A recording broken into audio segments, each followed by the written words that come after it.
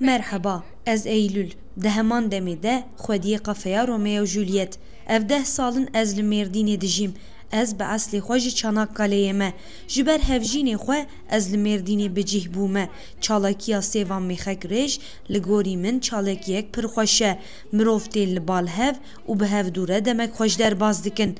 Pir wa tedare. Amadekirina sêvê kedek pir mezin dixwaze. Ev jî wê xweştir dike. Bir etkinlik, aynı zamanda çok emek...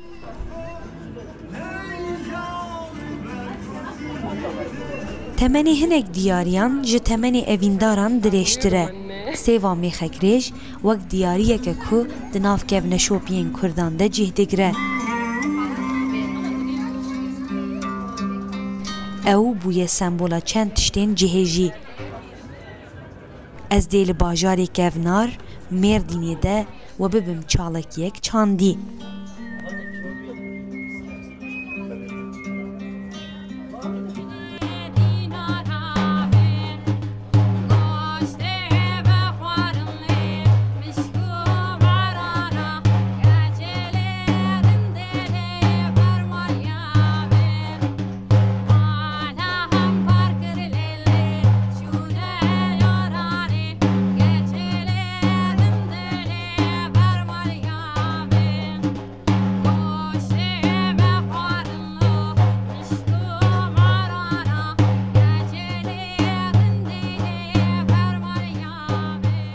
Merhaba. Merhaba.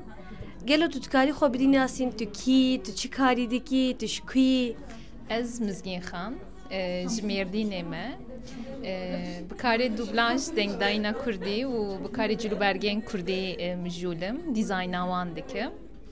Îroj em ji bo çalakiyek hêja li vê derê ne. Belê gelek kêfxweş bûm. Ez dixwazim vê bipirsim çawa hat bîra te ku tu vê çalakiyê li darxî amade bikî? Yani şuhe ev çandek hemeya Kurdan e, loşlata navin ev beri ne çandu yani şuhe dinava xwazaya wan de bu. Min ji weke kuzanin çîrokawê ez bu kurtasî behs bikim. Loşlata navin beri Kurdên me hêla Îranê keçek dema dilgirtiye xortekî ba vê nikarî bû bi hêsanî baniya zima.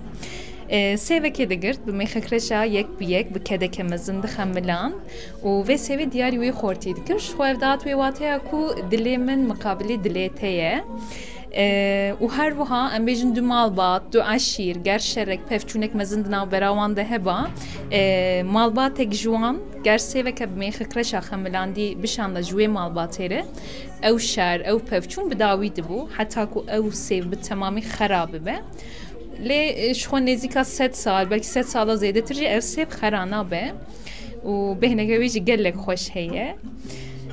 Kedek bi rastî mezin dixwaze, xemilandina wê hîna min neqedandiye, serî tiliyê mirov pûç dike.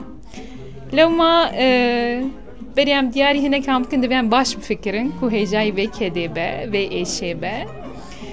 û her wiha çawa hat bîra min ya ev naxwazim wan da be çanda me de ji xwe em Kurd me gelek tiştî wan da kir hinek gelek tişt ji me hatin dizîn gelek tişt hinek qewmê din kirin yê xwe weke ku çanda wan de be lê ev çanda me ye çanda Kurdan e û wê timûlo bimîne bi vî şiklî min xwast ez zindî bikim salê carekê ev sala duyem e û cara dudoye ku em li dar dixin vê û înşallah salê werê jî em ê her sal wê li dar bixin.